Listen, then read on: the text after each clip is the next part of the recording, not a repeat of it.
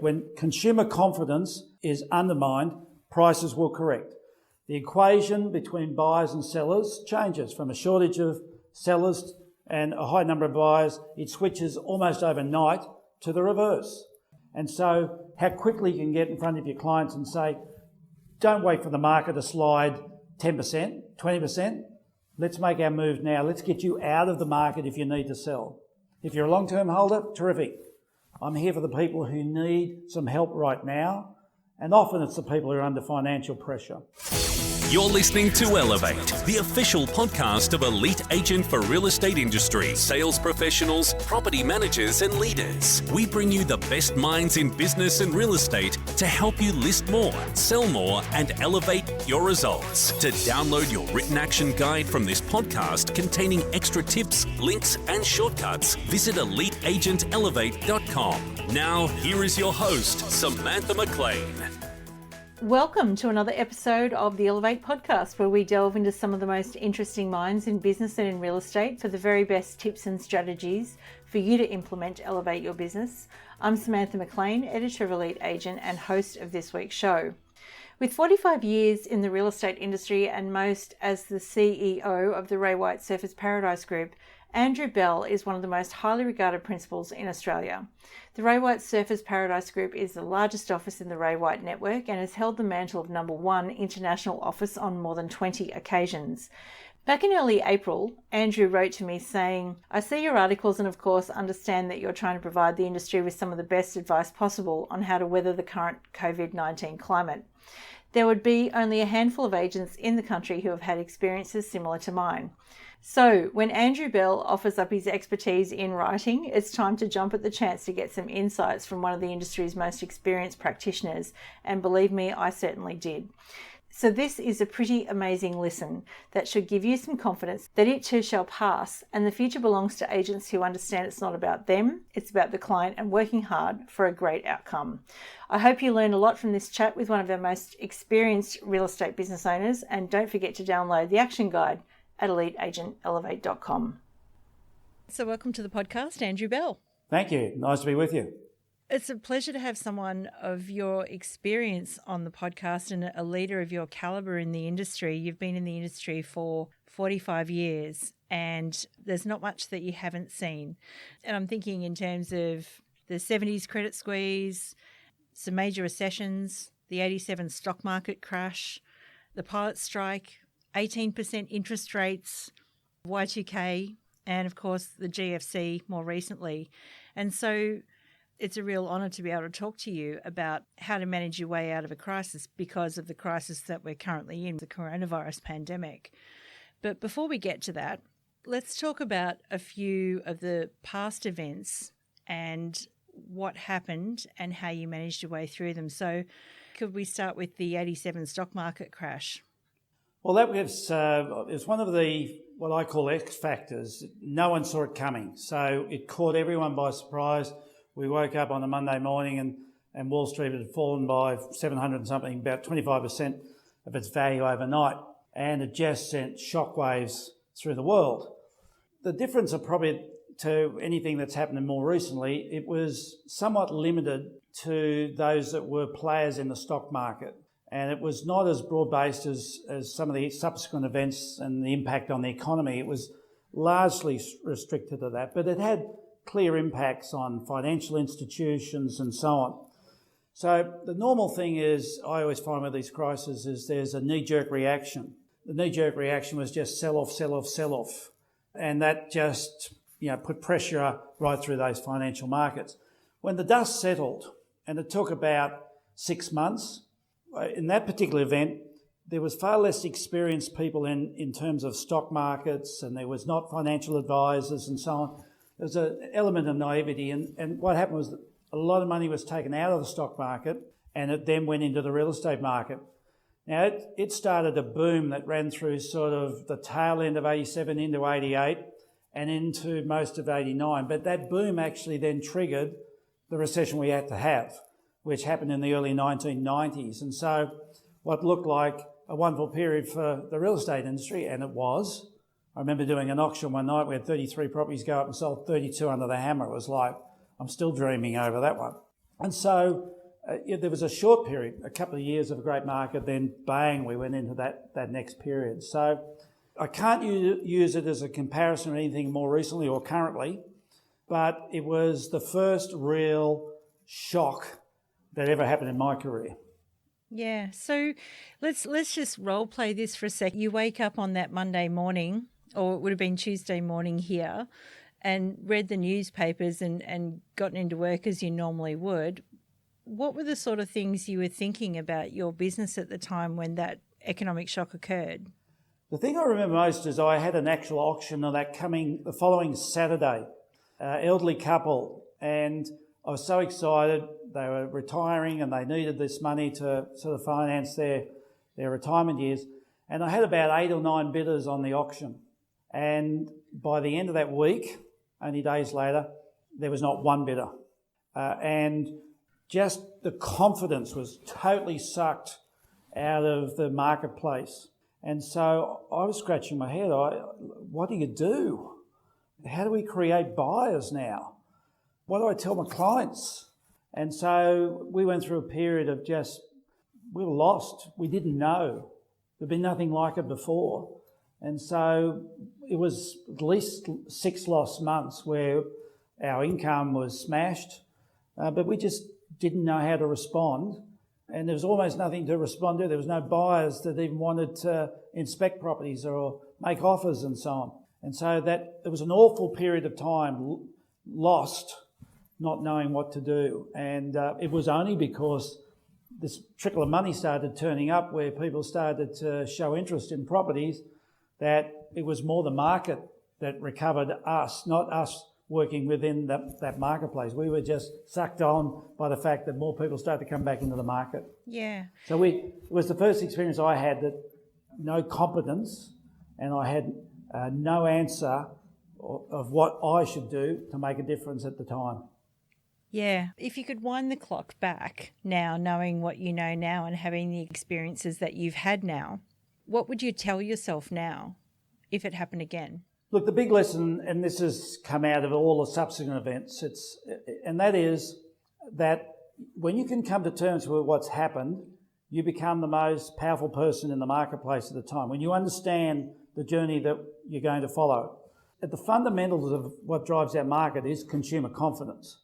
When people are confident, we'll find more sellers. Gee, I'm going to get a great price.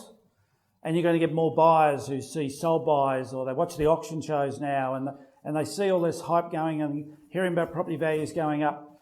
Often we think that aren't we a great agent? It's not. The market's created all of that. We might have played a part in weaving a little bit of magic, but the reality was the market. So when you understand what's going to happen, and that is that price will correct. When consumer confidence is undermined, prices will correct. The equation between buyers and sellers changes from a shortage of sellers and a high number of buyers. It switches almost overnight to the reverse. And just like the oil markets, the stock markets, the gold bullion market, any market you can think of, when there is more supply than there is demand, prices will trim back. And so it's how quick you can respond to that, how quickly you can get in front of your clients and say, don't wait for the market to slide 10%, 20%. Let's make our move now. Let's get you out of the market if you need to sell. If you're a long-term holder, terrific. I'm here for the people who need some help right now. And often it's the people who are under financial pressure. So for our office now, we can't get enough hours in the day because there is so much to do to help people in this climate. And that's what I would be telling myself. Get out there, don't be comatose. You know what's going to happen. You know you've got a role to play. Get out there and help people. Yeah, absolutely.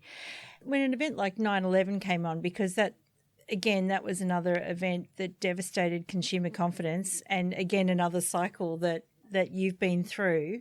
How did that compare to 87? The thing that happened was 9/11 obviously didn't directly affect us. We weren't attacked. But what 9/11 did was start the Iraq and so on wars, and there was great fears about where was that going to go. Was Russia going to come in and start, playing a role in that? And there was a lot of fears. And then, of course, immediately we had all this tightening of security around the world, and it was disruptive but it wasn't the same financial panic. It was just a period of time of disruption. And of course, what often does happen when the period of fear passes, a degree, not of euphoria, but a degree of renewal starts to happen. And so that wasn't particularly long before we started to see things pick up again after that. But it was an immediate shock to the system.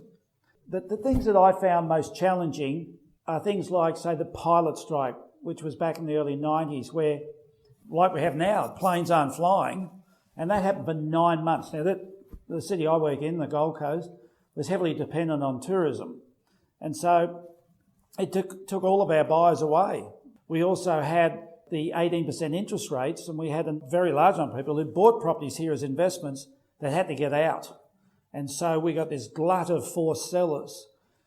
And so those things ran for a long time, and it hurt lots of people in their hip pockets. It's the stuff in the hip pockets that has the effect. And the other common thing I've learnt through all of these is it always goes deeper and it always goes longer than we imagine. We like to hang on hope and think, oh, what's happening now, this will be over probably in 3 or 6 months' time. Who knows? But I know the consequences of it, the effects of it, won't be. And it's about getting that reality that this is not about living in hope. It will go deeper and longer than we imagine. Yeah, interesting. How does what's going on now with the coronavirus pandemic, say, compared to the GFC in 2008, which is another cycle that you've been through? So this is fascinating listening to someone who's been through them all pretty much.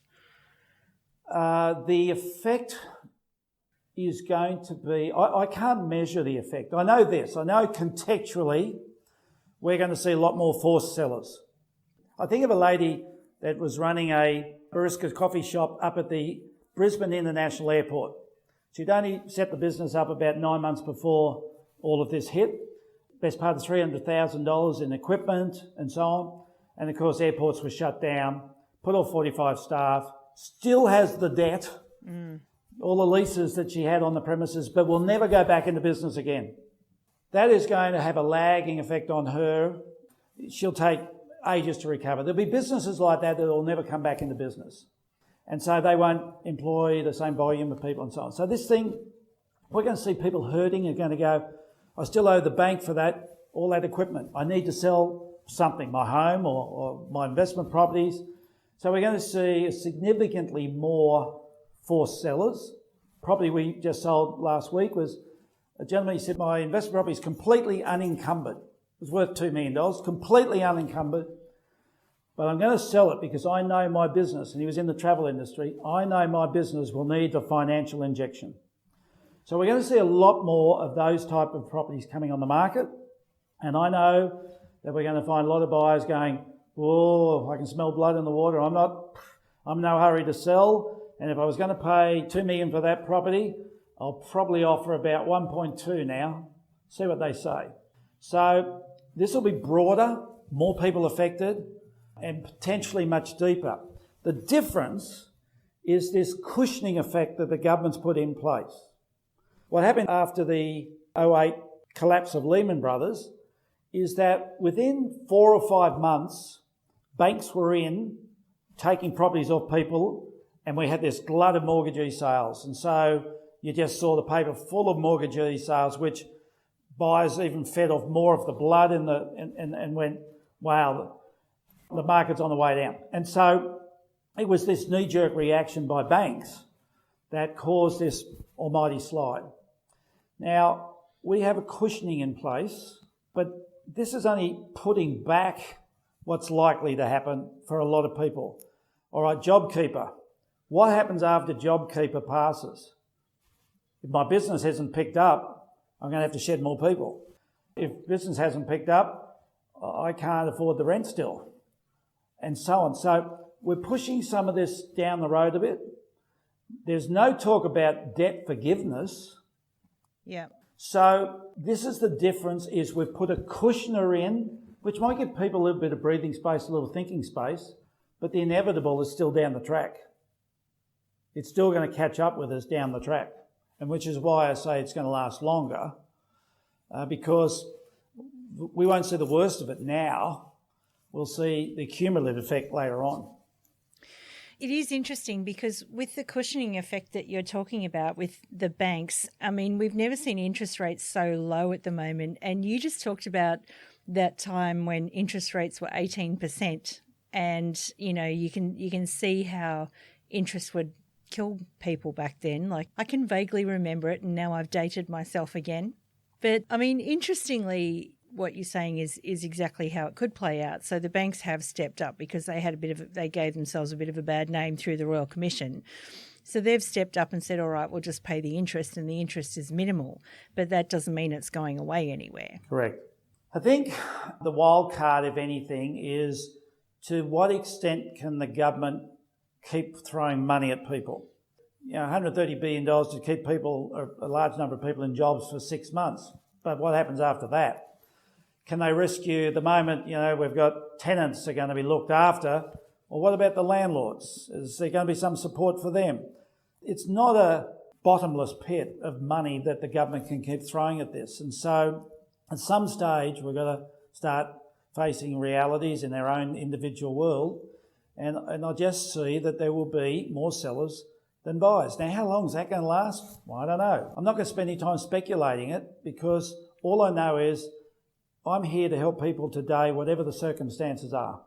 And I'll give them the very best opportunity of getting the very best price in this marketplace. They're probably not going to be, they're not allowed to shake my hand at the moment, but even if they could, they probably wouldn't shake my hand and say, we're thrilled with the price, Andrew. It's not like we've experienced in recent times where we're all the backslapping and, God, you guys are marvellous, or what a fantastic result. Unlikely you see much of that. But I know a year and 18 months from now that many of our clients are going to go, thank you. You gave me great advice. I got through this thing okay. I wasn't happy with the price, but it's sure a lot better than I would have got if I'd waited another 12 months. And so knowing your place, having a contextual understanding about what's happening in the marketplace gives you a much more powerful position to have good conversations with sellers. And there are going to be opportunity for buyers. There'll be repositioning of pricing, and you want to capitalise on that. You want to get in and capitalise on that. And so there'll be buyers. I know this. Whenever you get the price right, buyers come in. And we saw that, 10 days ago, 2 weeks ago with the stock market. Sold, and then bang. People started to say, it's value, I'll buy. And real estate's no different. At the moment, there's a lot of people, I would say 3 camps, and a couple of people said it on webinars a couple of weeks ago, is that there are some agents who are out there having the good conversations, probably with people like business owners saying, how can I help you? Who do you know that I can help? That sort of thing. There's probably some people that are hitting refresh on The Australian every day, or hitting refresh on Facebook every day, wondering when it's all going to be over or what the latest news is. And then there's probably another group who probably don't know what to do. And we're all feeling it. All businesses are feeling it. And I'm sure you felt it through the various cycles as well. So what are the sort of messages that you're giving your people now to give them confidence that this too shall pass? Well, I guess the best example for most of my team is I'm still standing. Yep.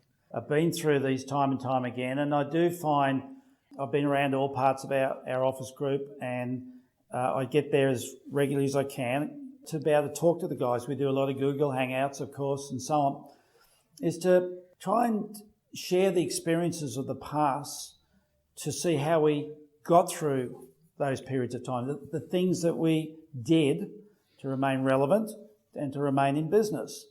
And so I find most of my team are more drawn now to the old stories. Years ago, our head of sales, Michael, he goes, I've been hearing those stories about 87 and about the pilot strike and so on. And now he goes, tell me more about that. What exactly happened? I think I can give our team, or I do give our team, confidence from the fact that we've survived all of those. Not one. By comparison, I'm sure the GFC will be a walk in the park compared to what we're dealing with now. But the lessons, when I can show the lessons, the parallels of the events, every time we've had one of these calamities, the cause of it was different, but the outcome was always the same. the impact into the real estate market was always the same. And so I'm not fearful of it. I don't want them to be fearful of it. I just finished a session with two of our guys in our industrial part of our business, because what we're hearing is clients saying things like, oh, we're going to wait 6 months. I don't want to spend any money marketing. And I can help them understand what that really means. 6 months. You want to wait until your property's worth less? Is that what you're telling me? You want to just go digital in your marketing, which is where all our bottom feeders are going to start gathering to pick the eyes out of properties. No, we're going to go out and above that. We're going to go out into the bigger market. So I'm really excited, not because of what's happened. I'm excited that I've got all of these experiences that can now be used to help not only our own team, but all of our clients. You don't get to use those skills frequently, and so they're relevant, and I have that sort of thought process, the right person for the right market. You know, I have a sense of responsibility to make sure that guide our guys correctly, but more importantly, we help our clients. That's what I want. We value the clients, and I want them to know that we're looking after them. Yeah, absolutely. You and I are both fans of a guy by the name of Mark McLeod, aka Macca, as he's known to some people. You just mentioned a bit earlier about the market, you know, and if the market's up, then people consider themselves to be great agents because everything is selling. And then if the market goes down, then everyone's mood sort of drops. I'm interested to know from your perspective, what makes a great agent in all weather, like whether it's good, bad or indifferent? There's not a single answer to that, but it is to be client focused. That's obviously a critical piece. It's about your intent.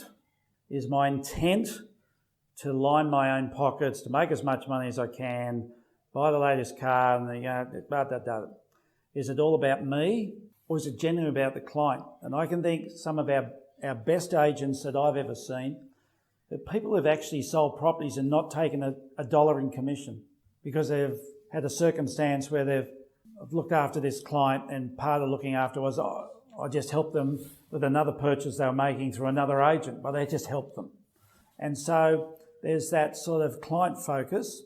And the other is, and I think it's so clear right now, is to actually know what is happening, to know the market and know what's the best strategies in that marketplace. And it is sad, to a degree for me, to have seen so many people so self-absorbed in recent years, believing that they are some sort of marvellous, amazing real estate agent when it was the market. And they lost the ability to hone their skills because the market produced the result. Sure, they did some things right, but this is where you really polish your skills. I know all my personal growth, all of my growth throughout my life has occurred in the most difficult moments. I relish these times from that. I know that Andrew Bell will be a more competent person in 2 years' time than I am now, because I am going to absolutely analyse everything that I do every day and get the learnings on a daily basis to make myself better tomorrow. Whether it's doing a listing presentation, or whether it's talking to a buyer, whether it's sharing experience with our staff, this is an amazing opportunity for people to grow and make yourself. This is the making of people or the breaking of them. Yeah, actually, I was talking to one of my friends who's an agent today, and I said, look, in 20 years' time, you'll have a junior in your office who is complaining about some sort of market, and you'll say, well, you didn't live through the coronavirus pandemic of 2020. That will be the toughening up of a lot of people, I suspect. And it's most likely that this will have a massive social implications, that life will never be quite the same, certainly for a long time to come, as we remember it. And I'm really my antennas are up to try and pick those trends. I'm suspecting that we're going to see more people migrating to the Gold Coast, because the conversations we're having with people now is, this is it. It's quality of life for me now. We're going to move up to the Gold Coast. If it's more of that type of conversation, I'm hearing more people say, I'm going to work from home. Lord knows how that happens, but I think that means that people want better homes, maybe more practical homes to actually work from. So I think there'll be a lot of social changes, and I'm keen to see how that'll impact on real estate. Yeah, well, it's funny. I was thinking all of those things before this pandemic hit. We were actually packing up and moving to the Gold Coast for a better life, and I can see definitely how that would be playing on people's minds right now. Like, why am I sitting in the middle of Sydney or something like that? Well, looking out my window, there's not a cloud to be seen, and it's 28 degrees today. I've talked to friends in Melbourne, they're all rugged up and so on. But look, home's where you make it, but I do think that real estate pricing differential will play a bigger role now. I think more people will be thinking about, do I really want to have $2 million tied up in a home? Maybe it'll drop to $1.5 million or whatever it be.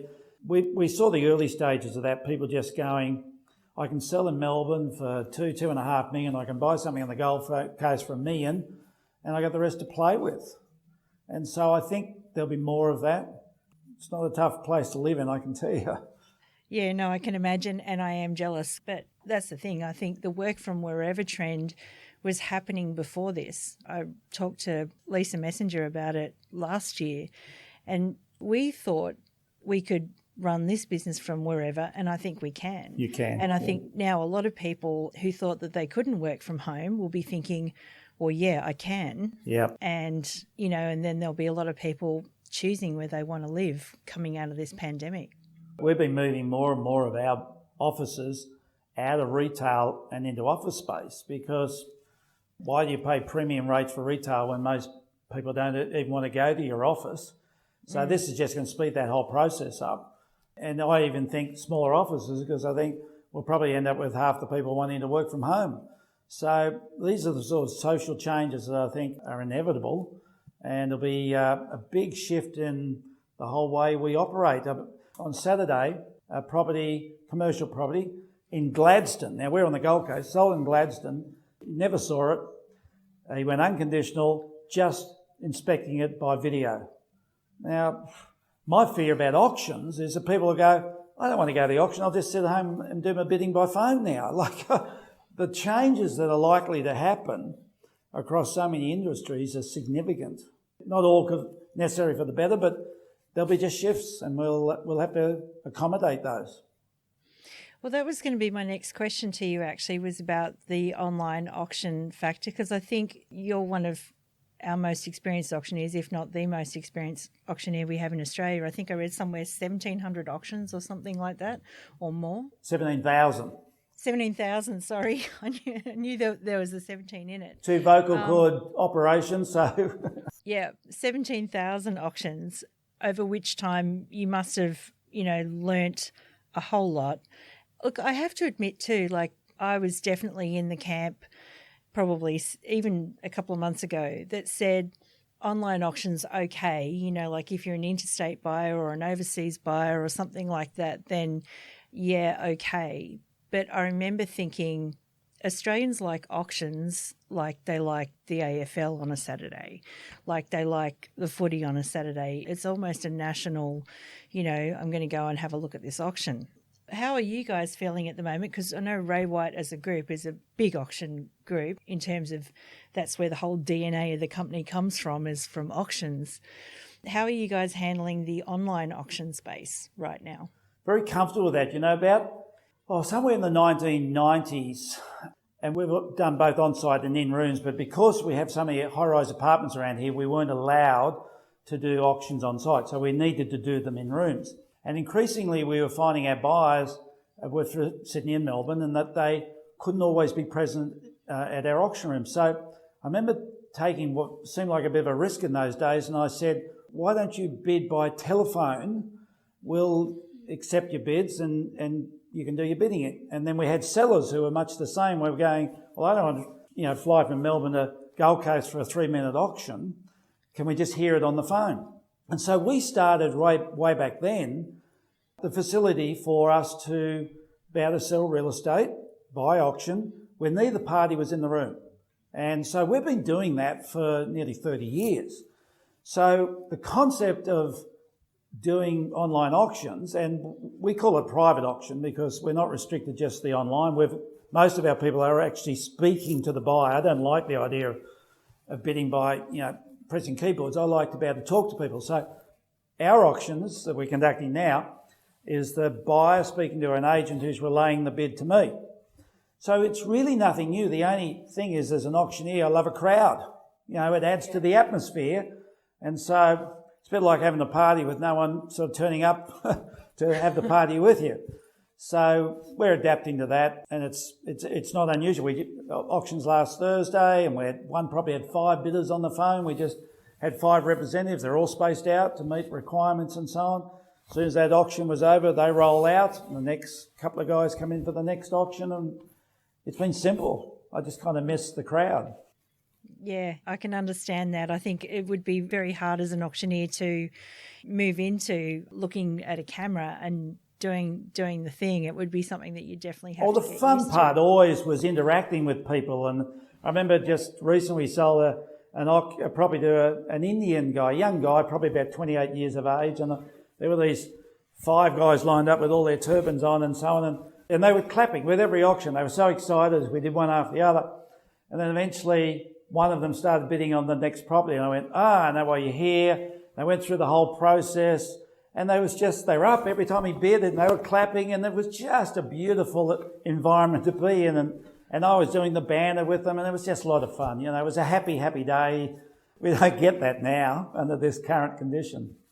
Yeah, I think that will come back because there's nothing more exciting than buying a home, I think. It's definitely, can't think of anything else that is more exciting than bidding and winning at auction. So having said that, there are probably some things as a result of coronavirus that are here to stay, because things change and people start talking about new news and new normals and pivots and all that sort of thing. Is there anything that you think has been a good thing or an opportunity to innovate as a result of coronavirus that you would keep?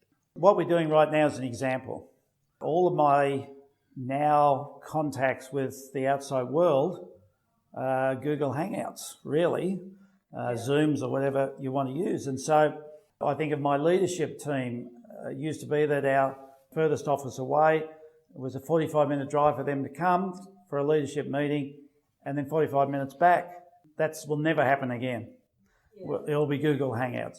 So many of our clients are interstate and often overseas. We'll never just be making a phone call again. We'll be having a Google Hangout. And so I think there'll be a lot more efficiencies. My intention is by year's end to be completely paperless. We've reviewed everything from direct mail to why do we need a printer to print anything? Like hand out a brochure, we'll send them electronically more than a brochure. And so I think there'll be a lot of practical changes that'll happen. And I'm embracing, I'm excited by all of that. Greater efficiencies. And I think the days of sticking things in people's letterboxes, I think there's going to be a pushback on that by consumers soon, saying that's a tree. Somewhere in the world, a tree was knocked down for your brochure, and they see it as pollution anyway. So it'll make us be much more progressive in the way we handle marketing, and the old-fashioned ways, I think, will be eradicated out of the industry. Yeah, I think you're right. I think consumers are already on their way to that conclusion before the pandemic. And now, because we were having this discussion in one of our online groups, that is anyone still doing letterbox dropping? But what we're hearing is that consumers don't want to touch a piece of paper that someone has dropped into the letterbox because everyone's quite obviously germ averse right now. It'd be interesting to see how this thing unwinds. You go through the supermarket now and you're walking down the same aisle and you see somebody coming towards you and you consciously separate and go past each other as though you got the bubonic plague or something. I wonder how quick we'll get back to being able to give each other a hug and a high five and a handshake and so on. It's an awful feeling. I don't like what we're creating at the moment, where we've got to look at everyone with an element of fear that maybe you've got it. Yeah, well, that's it. And I feel the same way walking in through the supermarket. When you're looking at people and you don't want to get close to people, mind you, I think the silver lining of that is everyone's much better mannered in the supermarket than they used to be. And I don't have a shopping trolley up my, rear end at the checkout, which I hope Long may that continue. Yes, yes. So let's get on to some advice. Let's talk about perhaps someone that's just entered the industry at this crazy time, because there are people that I know have just started jobs in the industry. What advice would you give to someone who was a complete newcomer about what they've just landed in? Well, let me say this first. I think it's getting harder and harder for new people to enter the industry, because a lot of what we used to do to build connections with people have been slowly shut down. The inability to use phones to cold call people, increasingly shutting down direct mail in any form of personalised way, and so on. I can see the day that they will actually ban letterbox drops. From a security perspective, even door knocking's getting highly risky now. And so really difficult for someone to get themselves into the marketplace, to get themselves known. And on the other side of the coin is better agents who've been around for some time now have really developed their databases. And so they've got a much easier way to build relationships with the people you're trying to crack into just to meet. And so there's this huge advantage of those that have been around for a while with been building a good personalised database, and here I am as a new person. So difficult.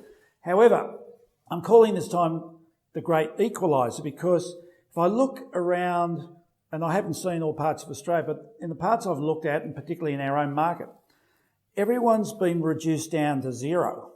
There's no one really standing out. Print media's less visible now, maybe a page for somebody, page and a half for somebody else.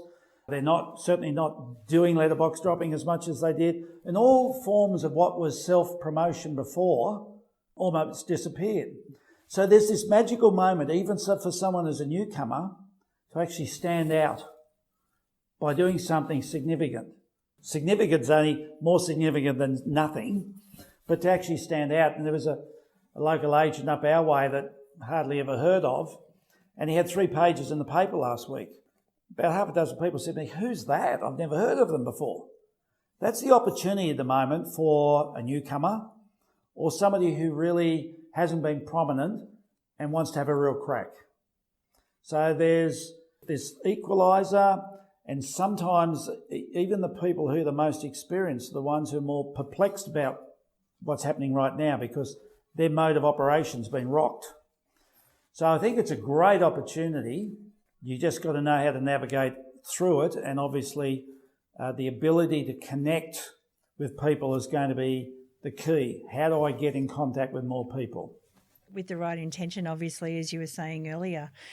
What about to someone who's gone into business and has been in business, let's just say, let's run a typical scenario in the industry, which is, I've been in real estate sales for 4 or 5 years. I've had some good years. I've decided to go out on my own.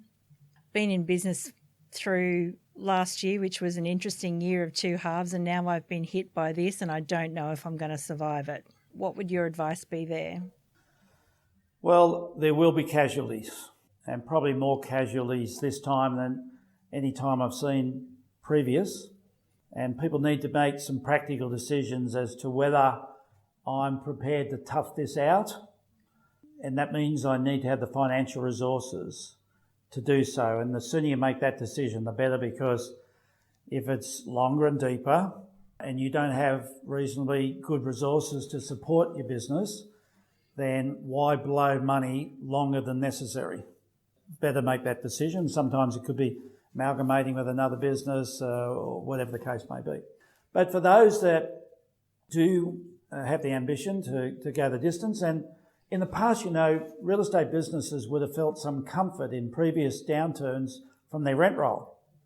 But it's going to be interesting to see the effect on rent rolls with tenants having tenant strikes and people seeking reductions in rents, and so many properties coming out of Airbnb and going into permanent rentals. And what's that journey with rentals, with vacancies, lower rents, vacancies, etc., etc. So whilst you've got a rent roll, the key is going to be, how am I going to be the agent that someone's going to select? What is my point of difference now? We know why they selected other agents, and maybe myself in the past, because I looked lovely and shiny and I seem to be getting good results. How do I get good results in this marketplace? How do I actually win the hearts and minds of more people. And that's almost too hard to cover beyond what I've already said today about understanding price is going to soften, days of market are going to blow out.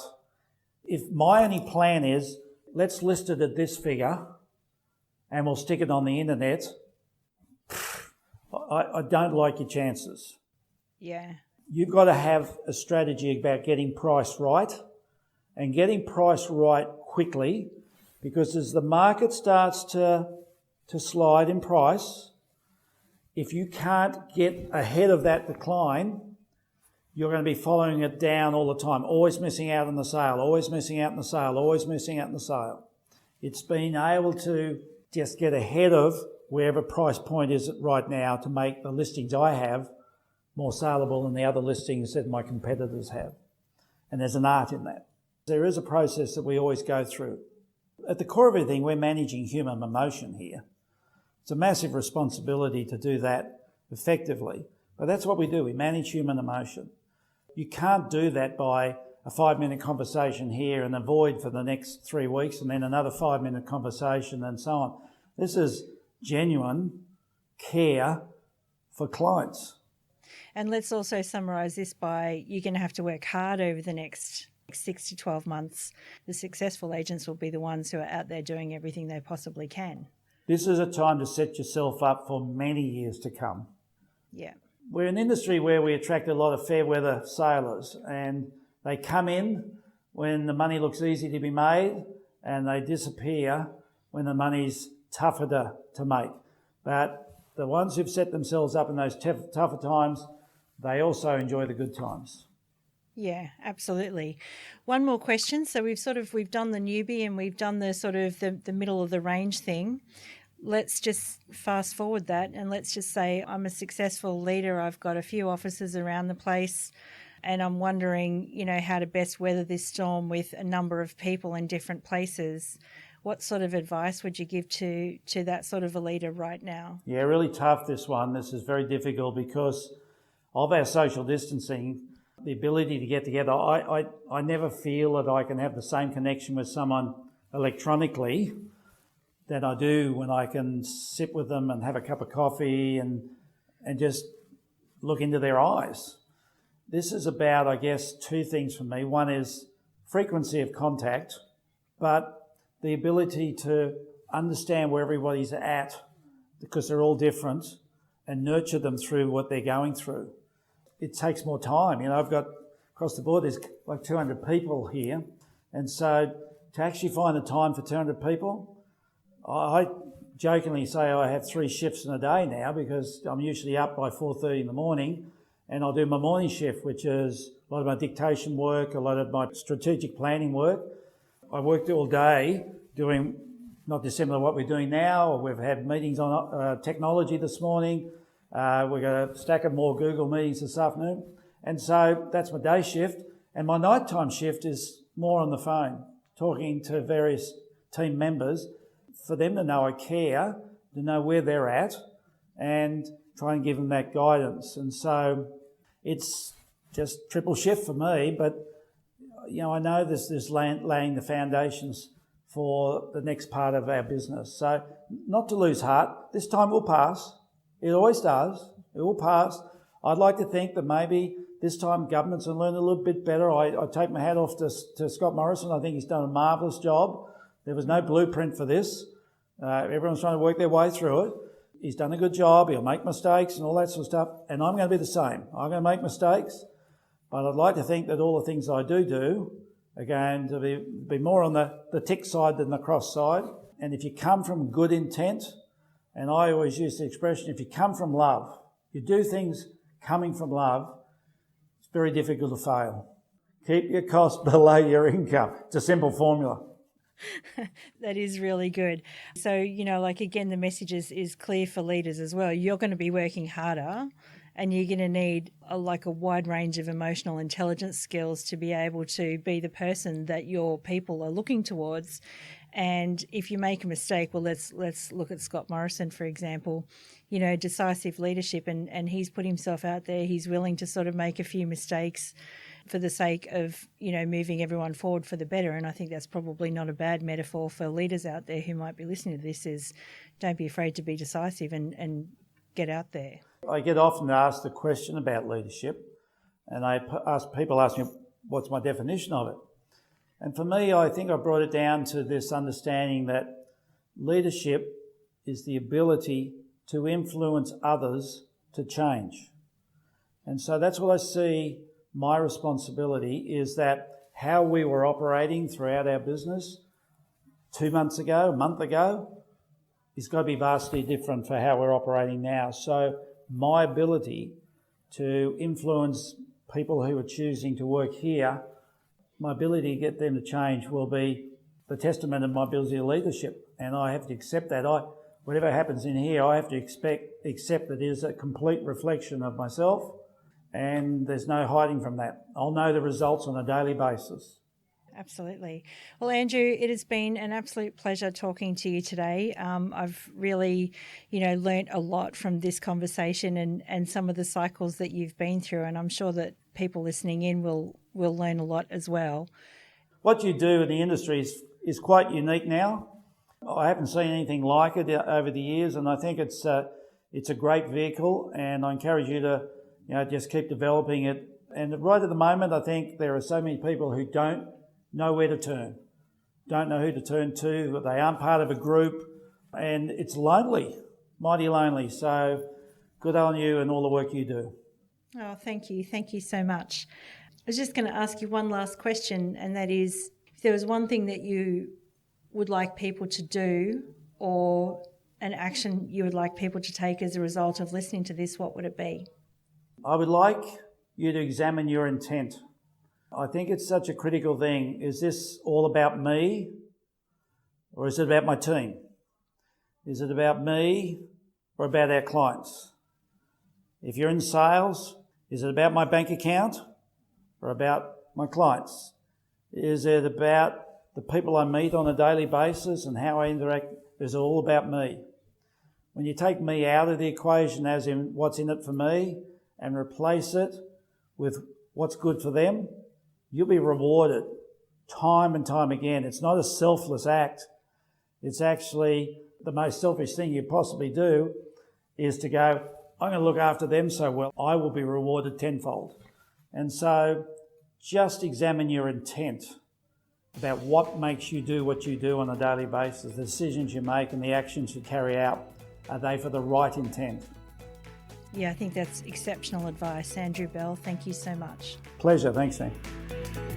We hope you enjoyed this episode of Elevate from Elite Agent. To download your written action guide from this podcast containing extra tips, links and shortcuts, visit eliteagentelevate.com.